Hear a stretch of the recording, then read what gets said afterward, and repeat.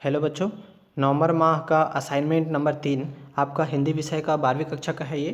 तो यहाँ पर आप देख सकते हैं आपका जो क्वेश्चंस है यहाँ पर पूछा गया है। आपका पहला प्रश्न है, पहलवान की ढोलक कहानी के किस किस मोड़ पर लुट्टन के जीवन में क्या क्या परिवर्तन आए, लिखिए। फिर दूसरा जो आपका प्रश्न है उसमें आपका दिया गया है गद्यांश को पढ़कर पूछे गए प्रश्नों के उत्तर लिखिए। तो यहाँ पर आपका पूरा गद्यांश यहाँ पर दिया गया है, ये आप ज़रूर एक बार पढ़ें। उसके बाद फिर नीचे आपका क्वेश्चन पूछा गया है, 5 क्वेश्चन है, क ख ग घ अंग, ये 5 क्वेश्चन है आपका। और इस 5 क्वेश्चन का आपका जो गद्यांश उसे पढ़ करके आपको क्या करना है, उत्तर देना है। तो चलिए यहाँ पर फिर हम आगे आपको आंसर बताएंगे ही। पर यहाँ पर आपका जो तीसरा प्रश्न है आपका देखे दिया गया है, सिद्धेश्वरी ने देखा कि उसका बेटा किशन धीरे धीरे घर की तरफ आ रहा है। किशन माँ को बताता है कि उसे अच्छी नौकरी मिल गई। तो यहाँ पर जो आपका खाली स्थान है वो आपको क्या करना है, पूरा करना है। फिर चौथा जो प्रश्न है आपका दिया गया है, जूझ कहानी के कथानायक को अपनी पढ़ाई जारी रखने के लिए संघर्ष करना पड़ा था। तो इसका पूरा आंसर आपको लिखना है 75 से 100 शब्द में। फिर पांचवा प्रश्न है, अतिशय मोह भी क्या त्रास का कारक है? माँ का दूध छूटने का कष्ट जैसे एक जरूरी कष्ट है, वैसे ही कुछ और जरूरी कष्टों की सूची बनाकर लिखिए। तो चलिए हम इनका एक एक करके आंसर देखते हैं। तो सबसे पहले हम यहाँ पर देख रहे हैं आपका पहले प्रश्न का आंसर। ये आपका पहले प्रश्न का आंसर है, पहलवान की ढोलक कहानी के निम्न मोड़ों पर लुट्टन के जीवन के निम्न परिवर्तन आते हैं। तो इस तरह आप इसको वीडियो को स्टॉप करके भी लिख सकते हैं।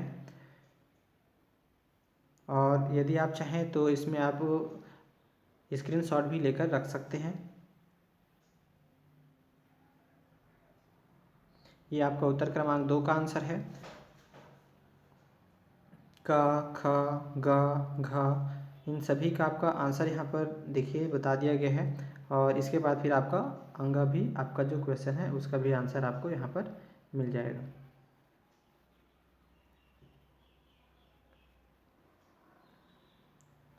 फिर आते हैं प्रश्न नंबर 3। तो ये आपका तीसरे प्रश्न का आंसर है। याद रखिए ये आपका कौन सा प्रश्न है, तीसरा नंबर का प्रश्न का आंसर है। तो ये आपका देखिए यहाँ से लिखना है, शामपुर नाम का एक गांव था। एक गांव में राम प्रसाद नाम का व्यक्ति अपनी पत्नी सिद्धेश्वरी के साथ रहता था। उनका एक बेटा था जिनका नाम किशन था। तो यहाँ से लेकर के आपको पूरा लिखना है।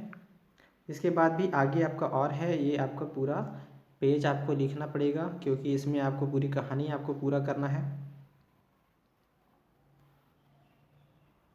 फिर आते हैं प्रश्न नंबर 4।